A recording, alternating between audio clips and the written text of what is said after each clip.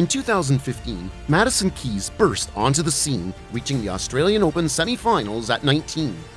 10 years later, she's finally a Grand Slam champion. Madison Keys, you are a Grand Slam champion! Keys defeated world #1 Aryna Sabalenka in the Australian Open final to claim her first major title. What's crazy is how she got there. New Yonex racquet, revamped service motion, and a dominant run. From record-breaking achievements to the key adjustments that paved her way, this is how Madison finally conquered the tennis world. I was almost like not in my own body, and I was kind of looking down at myself. Last year, Keys was sidelined with injuries. A shoulder issue kept her out of the Australian Open, and a torn hamstring at Wimbledon cost her half the season. Fast forward to 2025, she showed up in Melbourne as the 19th seed and delivered an epic performance no one saw coming. She's a Grand Slam champion now, beating the two best players back-to-back. First, she had to fight through a gauntlet of stars. Keys took out 3 top 10 players, Danielle Collins, Elena Rybakina, and Elena Svitolina, just to make it to the semifinals. That put her in elite company as only the 4th woman in the Open era to beat 4 top 10 players on her way to a Grand Slam title. Legends like Yvonne Goolagong and Mary Pierce? Yeah, she's now on their level. But the real drama started in the semis. The American faced world #2 Iga and was literally 1 point from elimination, match point at 6-5 in the 3rd set.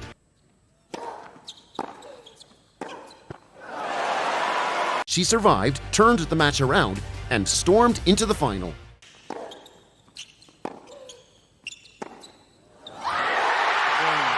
Waiting for her, world #1 Aryna Sabalenka. The final was a slugfest. Keys dominated the first set 6-3, but Sabalenka came roaring back in the second. Gets it on the 3rd time. Then came a 3rd set for the ages. For the first time since Serena Williams versus Victoria Azarenka in the 2012 US Open final, a women's Grand Slam decider reached 5-all in the 3rd. With Sabalenka serving to stay in the match, Keys broke her to claim the win and her first Grand Slam title.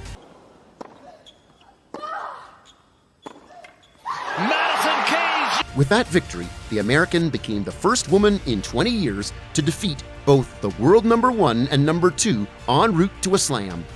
The last? Serena Williams, Australian Open 2005. At 29 years and 342 days, Keys is also the oldest player to pull off that feat since WTA rankings began in 1975. Oh, and she's now the 4th oldest first-time slam champ in Open era history, after Flavia Pennetta, Goran Ivanisevic, and Marion Bartoli. And one more for the record books. She's the first player to save match point and win a slam at the Australian Open since Naomi Osaka in 2021. Now, Keys is back in the top 10, ranked #7, a career high. After beating the best in the game, one question remains. Is this perhaps the start of Madison Keys' golden era? After years of ups and downs, shoulder injuries, hamstring tears, and tough losses, something just clicked. Was it the therapy she mentioned in her post-match interview? Honestly, if I hadn't done that, I wouldn't be sitting here, she said.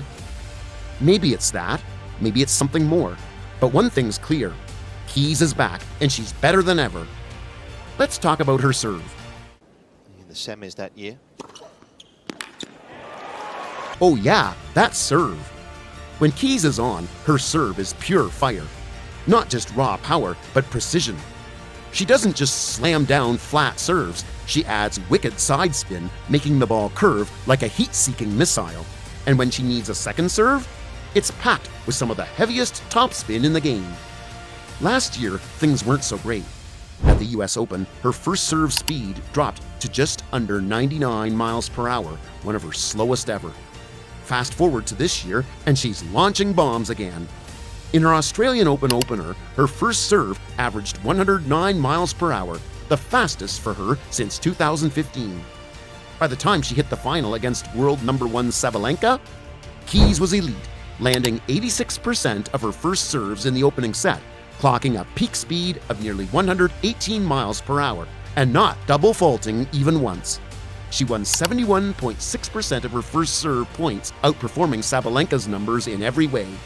And it's not just Melbourne. Her Adelaide run was a clinic.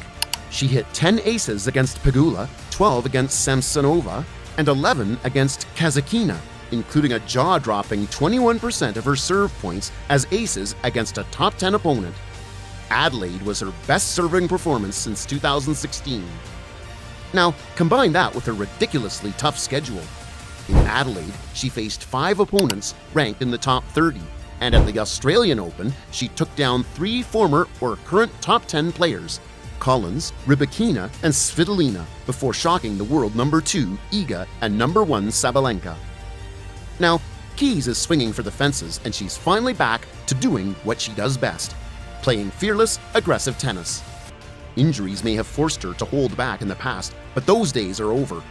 Madison is unleashing her full arsenal, and the results speak for themselves. Let's break it down.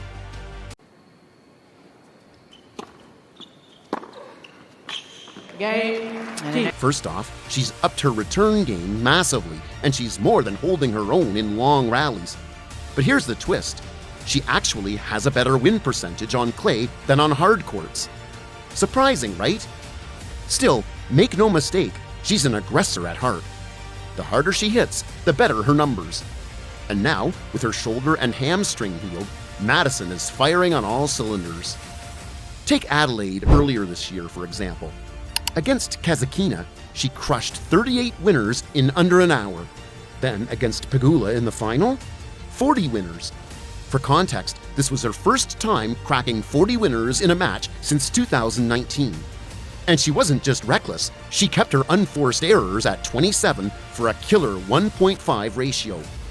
Even in her Auckland match the week before, she hit 38 winners to 30 unforced errors, numbers that would win most WTA matches.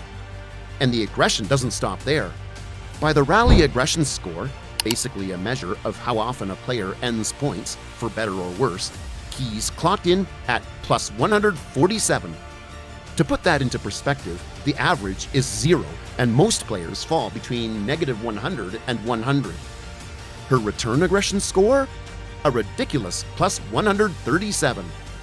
For someone who dipped below plus 60 last year, this is a major comeback. Here's the kicker. The last time Madison hit those numbers was at the 2019 Cincinnati Open, where she beat Venus Williams and went on to win the title. That was arguably the best run of her career, until now.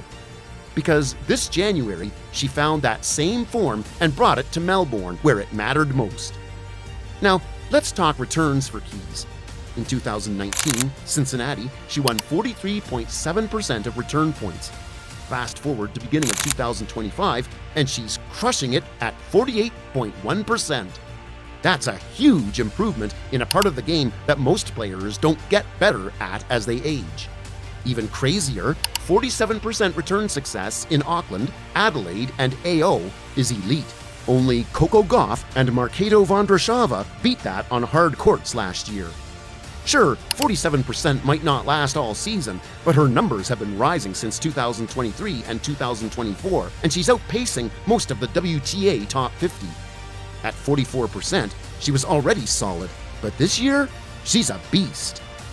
Is this a hot streak or the start of a massive comeback? Madison's already been top 10 before, and now with her deadly serve and return game, she's looking unstoppable.